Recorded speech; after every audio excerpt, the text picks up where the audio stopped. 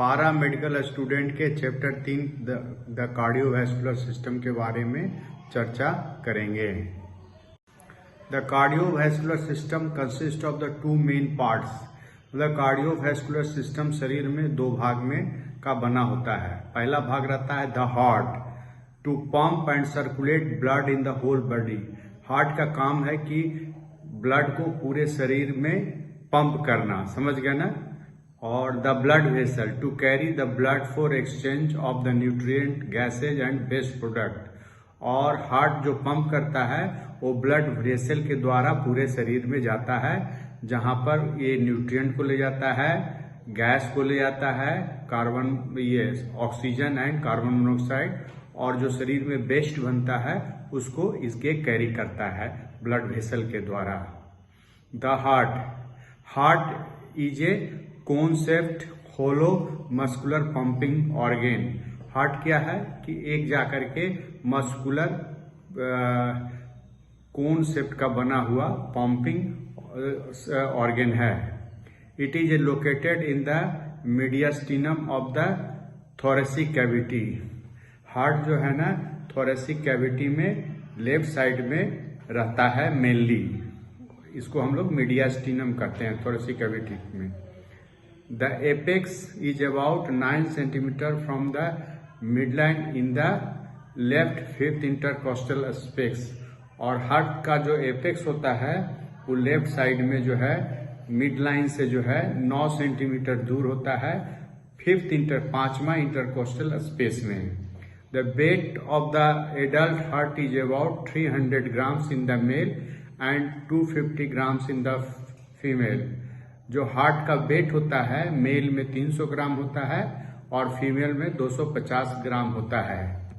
Position and relation with the surrounding structure superiorly. अब heart के जो पोजीशन है उसको अगल बगल से बताया गया है, क्या रिलेशन है।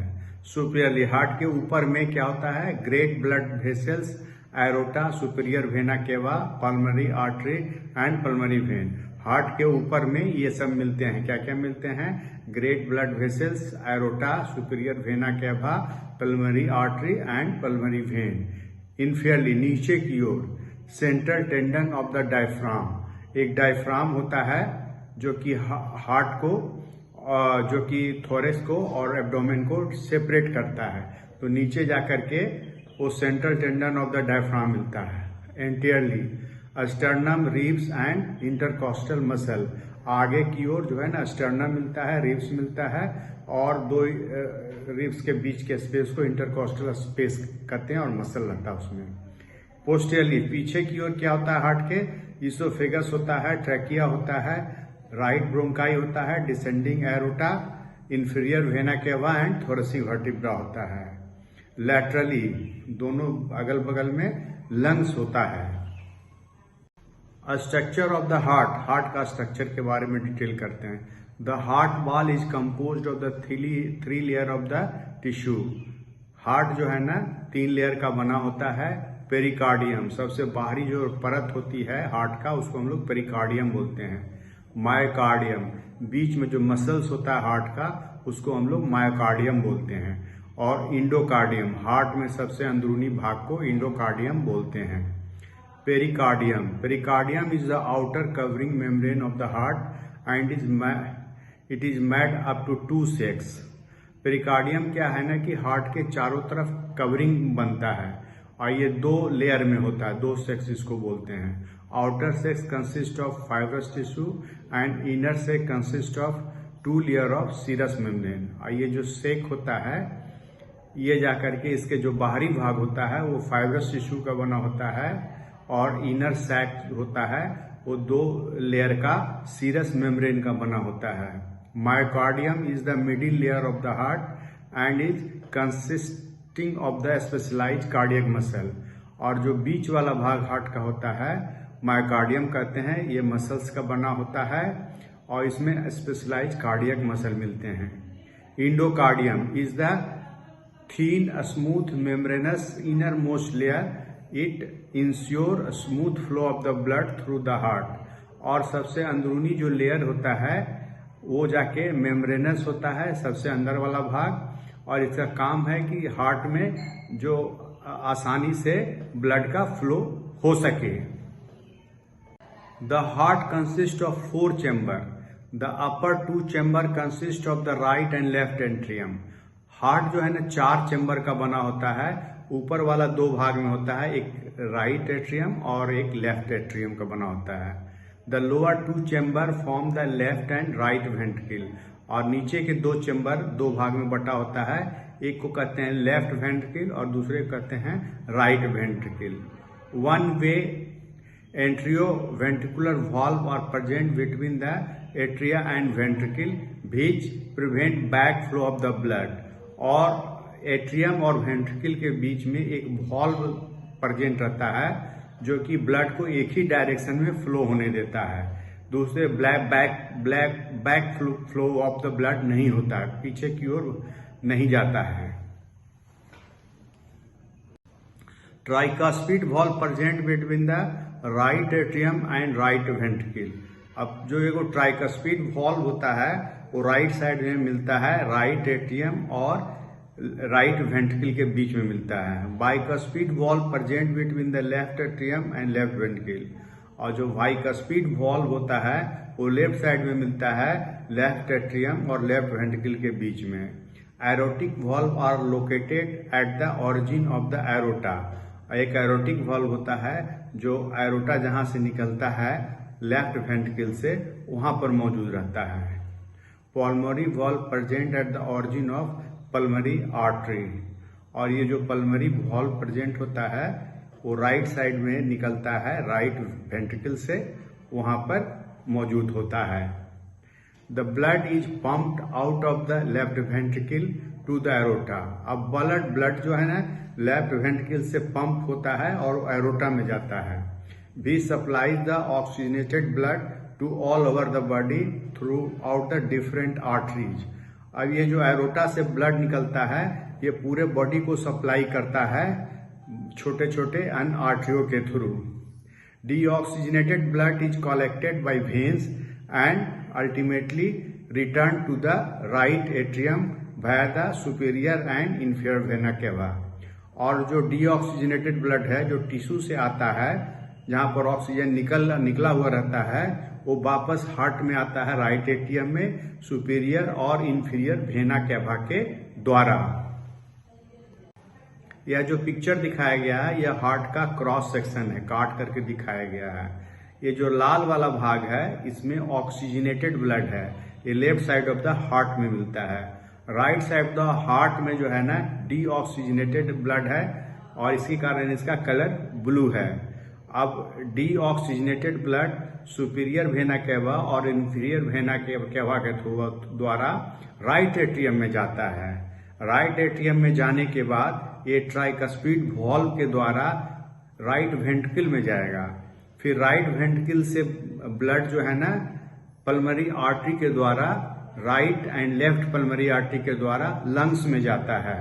लंग्स में वहां पर ऑक्सीजन के साथ बाइंड करता है, पुनः जाकर के pulmonary vein, left pulmonary vein and right pulmonary vein के द्वारा लेफ्ट एट्रियम में आता है।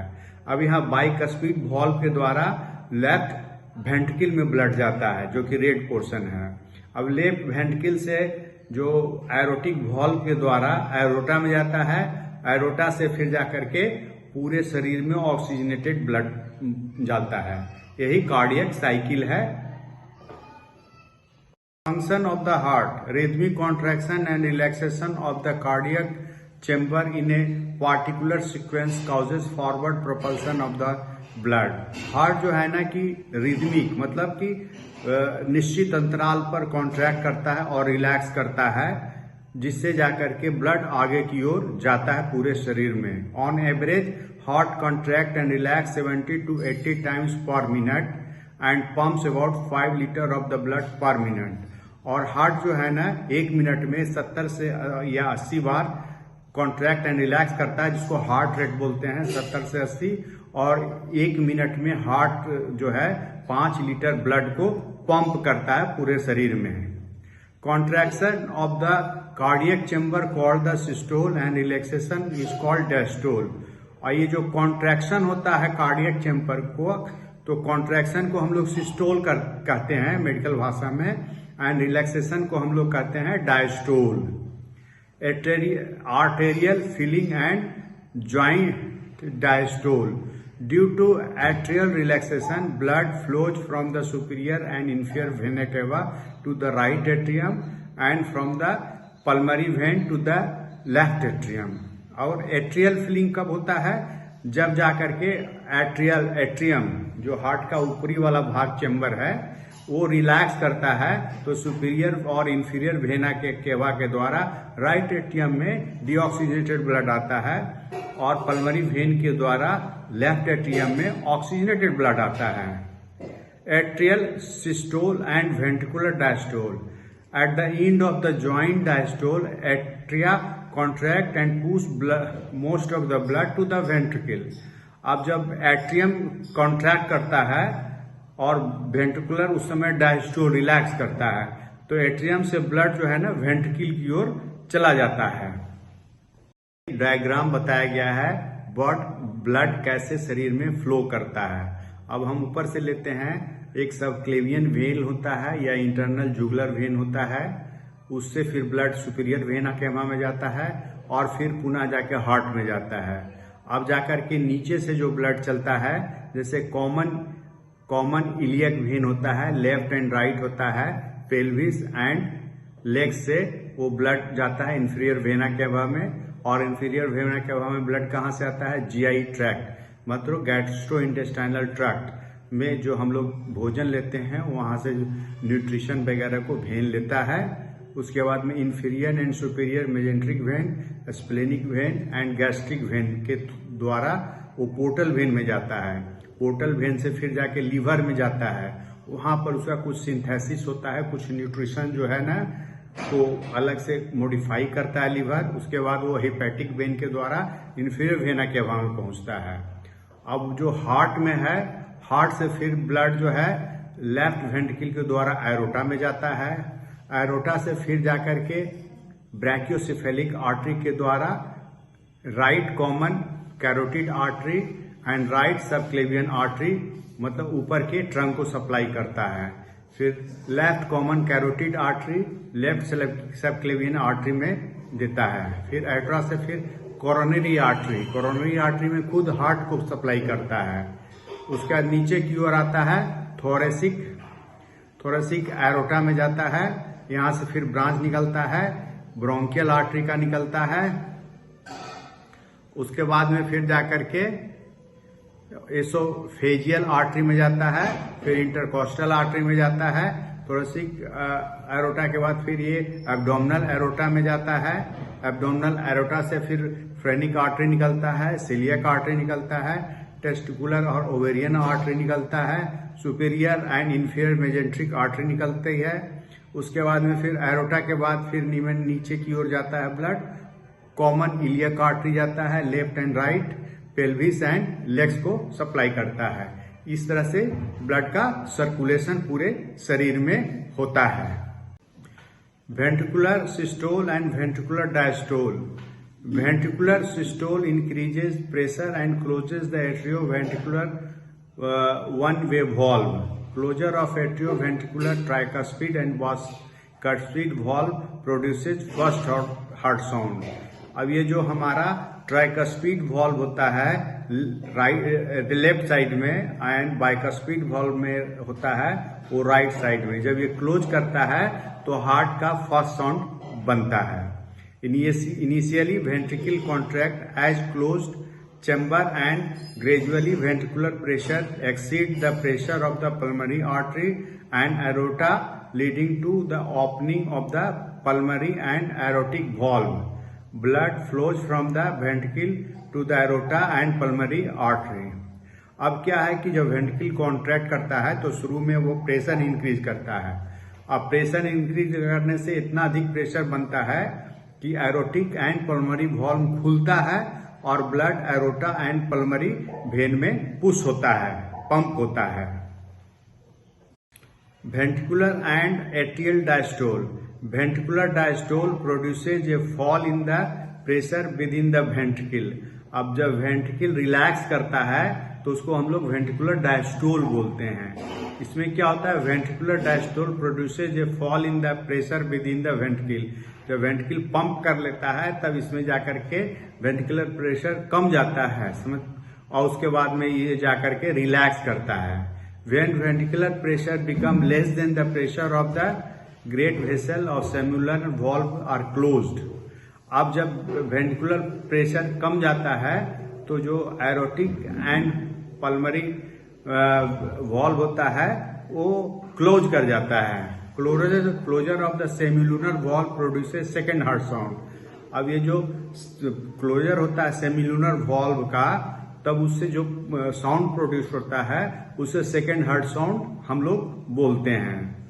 A stroke volume, volume of the blood pumped out each ventricle in one cardiac cycle is called a stroke volume. Stroke volume क्या है, जब ventricle contract करता है और कॉन्ट्रैक्ट के दौरान जितना वो ब्लड बाहर फेंकता है उसको हम लोग बोलते हैं stroke volume. Cardiac output, volume of the blood pumped out by each ventricle पर minute is called cardiac output. Cardiac output क्या होता है कि 1 मिनट में जितना जाकर के वेंट्रिकल ब्लड को पंप करता है पूरे शरीर में, इसको हम लोग बोलते हैं cardiac output.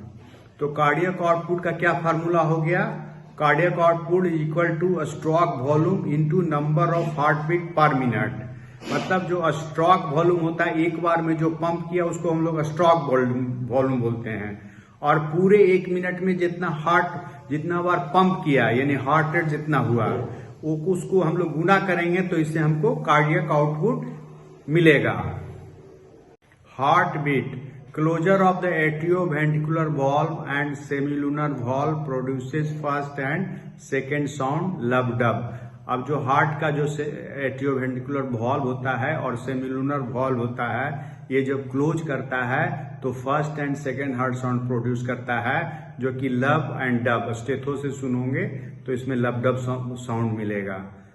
This sound is reflected as the heart beat, और इसको हम लोग जो साउंड सुनते हैं इसको बोलते हैं heart beat. Each cardiac cycle constitute 1 heart beat. एक कार्डियक साइकिल मतलब एक बार रिलैक्सेशन और कॉन्ट्रैक्शन को कहते हैं, तो इस एक साइकिल में को एक हार्ट बीट कहेंगे। Average heart beat is 72 per minute, और 1 मिनट में हमारा हार्ट जो है 72 पर मिनट के अनुसार ये धड़कता है। Pulse rate, it is the wave of distension followed by constriction felt in the peripheral arteries as a result of ventricular systole and diastole। Pulse rate क्या है कि जो हमारा ब्लड वेसल में जब हार्ट कॉन्ट्रैक्ट एंड रिलैक्स करता है और ब्लड पंप करता है तो आर्टरी में डिस्टेंशन होता है, मतलब फैलता है और सिकुड़ता है, और इसको हम लोग फील करते हैं पल्स के रूप में। This is felt as a pulse when the finger is placed on the artery at the certain places where it is superficial like near the wrist joint। अब इस जो हम पल्स को फील करते हैं कहाँ, सुपरफिशियल प्लेसेज में, जैसे रिस्ट ज्वाइंट पर होता है, यहाँ आर्टरी सुपरफिशियल होता है, इसको हम लोग फील कर सकते हैं। Number of beats felt at the peripheral pulse in 1 minute is counted and recorded as a pulse rate. और 1 मिनट में जितना बार हम लोग पल्स को फील करते हैं उसको हम लोग जाकर के काउंट करते हैं, तो इसको हम लोग पल्स रेट बोलते हैं। Blood pressure, the pressure exerted by the blood against the walls of the arteries is the blood pressure. अब ब्लड प्रेशर क्या है, जो ब्लड वेसल्स में जो ब्लड प्रेशर के साथ आगे बढ़ता है और बॉल पर एक प्रेशर क्रिएट करता है, इसी को हम लोग ब्लड प्रेशर कहते हैं। Systolic pressure is the pressure experienced in the artery at the time of ventricular contraction. और सिस्टोलिक प्रेशर उसको कहते हैं जब वेंट्रिकुलर कॉन्ट्रैक्शन होता है उस समय जो प्रेशर हम लोग नापते हैं उसको हम लोग बोलते हैं वेंट्रिकुलर कॉन्ट्रैक्शन के समय systolic pressure. Diastolic pressure is the pressure in the artery when ventricle relax. जब वेंट्रिकल रिलैक्स करता है उस समय जो हम लोग प्रेशर नापते हैं तो वो जा करके बोलते हैं डायस्टोलिक प्रेशर। इलेक्ट्रोकार्डियोग्राम, शॉर्ट में ईसीजी बोलते हैं हम लोग।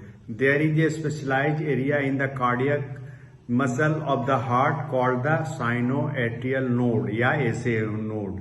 मतलब हार्ट में एक स्पेशलाइज्ड एरिया होता है राइट एट्रियम में, जिसको हम लोग साइनोएट्रियल नोड या एसे नोड बोलते हैं। This essay node generate cardiac impulse which spread as a wave of the contraction in the heart in a particular sequence। अब ये एसो नोड से एक जनरेट होता है एक पल्स जो कि कॉन्ट्रैक्शन के रूप में पूरे हार्ट में उससे फैलता है एक सीक्वेंस के द्वारा। एसे नोड से एवी नोड से जाकर के परकिंजे फाइबर, इस तरह से पूरे हार्ट में फैलता है। As this impulse spread in a cardiac chamber, the electrical changes sweep over the heart। अब जैसे ही ये इम्पल्स पूरे कार्डियक चैम्बर की ओर फैलता है तो हार्ट में भी ये जाकर के कॉन्ट्रैक्शन एंड रिलैक्सेशन का काम करता है। These electrical changes are also transmitted on a surface of the body। और ये जो हार्ट में इलेक्ट्रिकल चेंजेज है वो सरफेस ऑफ द बॉडी के सरफेस हार्ट चेस्ट के ऊपर ये जाकर के हम लोग इसको नाप सकते हैं। A normal ECG consist of the 3 main waves. और ये जो ईसीजी का वेव हम लोग पढ़ते हैं तो 3 प्रकार का मेन वेव होता है। एक होता है पीयू, दूसरा होता है क्यूआरएस और तीसरा होता है T wave. P wave indicate atrial depolarisation. P wave किसको कहते हैं? एट्रियल डीपोलराइजेशन को कहते हैं। और QRS wave represent ventricular depolarisation और T wave indicate ventricular repolarisation. मतलब डीपोलराइजेशन के समय कॉन्ट्रैक्शन होता है और रिपोलराइजेशन के समय रिलैक्सेशन होता है। तो ये सब जाकर के इलेक्ट्रिकल वेव्स होते हैं जो कि ईसीजी में हम लोग रिकॉर्ड करते हैं। ईसीजी देखते हैं तो इस तरह से ट्रेसिंग आता है। शुरू में जब पी वेव होता है तो इसको बोलते हैं एट्रियल डीपोलराइजेशन। उसके बाद में फिर पी वेव के बाद बनता है क्यूआरएस, ये एक वेव हो गया, इसको बोलते हैं वेंट्रिकुलर डीपोलराइजेशन। यहाँ मतलब यहाँ वेंट्रिकल कॉन्ट्रैक्ट करता है। फिर टी वेव आता है तो टी वेव में क्या होता है? वेंट्रिकुलर रिपोलराइजेशन, यहाँ वेंट्रिकल रिलैक्स करता है। ईसीजी चेंज को हम लोग देख करके पता लगाते हैं कि पेशेंट में एट्रियल इस्केमिया है या मायोकार्डियल इन्फॉक्शन है, हार्ट अटैक है। Disorder related to the cardiovascular system. Cardiovascular system में क्या क्या जाकर के तकलीफ होती है, क्या क्या खराबी हो सकता है। पहला होता है hypertension. Normal blood pressure in an adult is 120/80 millimetre of Hg। Human में जो ब्लड प्रेशर होता है 120/80 मिलीमीटर ऑफ Hg होता है। When the blood pressure is more than 140/90 millimeter of Hg, it is called hypertension। जब तक blood pressure जब नापते हैं किसी आदमी का तो 140 और सिस्टोलिक और 90 डायस्टोलिक से अधिक हो जाता है तो हम इसको बोलते हैं कि मरीज को हाइपरटेंशन हो गया है। कोरोनरी आर्टरी डिजीज मतलब जो हार्ट को सप्लाई करता है आर्टरी, उसमें अगर कोई दिक्कत होता है तो उसको बोलते हैं coronary artery disease. There is insufficient blood supply to the heart muscle due to atherosclerosis of the coronary artery. कभी कभी क्या होता है, जो हार्ट में मसल को सप्लाई करता है ब्लड, उसको हम लोग कोरोनरी आर्टरी बोलते हैं। और एक बीमारी एथेरोस्क्लेरोसिस होता है, इसमें चर्बी वगैरह जम जाने से आर्टरी सिकुड़ जाता है तो जाके ब्लड का सप्लाई कम हो जाता है, इसी से आदमी को हार्ट अटैक आता है। The insufficiency of the blood supply leads to the chest pain और एंजीना। जब ब्लड जाकर के कम सप्लाई होता है तो उसको हम लोग बोलते हैं एंजीना, जिसके कारण हार्ट में हम लोग को दर्द होता है। Complete block of the coronary artery produces myocardial infarction और हार्ट अटैक। अब यही कोरोनरी आर्टरी में पूरा ब्लॉक हो जाएगा तो हार्ट मसल को ब्लड नहीं जाएगा, तो इस स्थिति को हम बोलते हैं मायोकार्डियल इन्फॉक्शन या मरीज को हार्ट अटैक हो गया है। इसे सडन डेथ हो सकता है।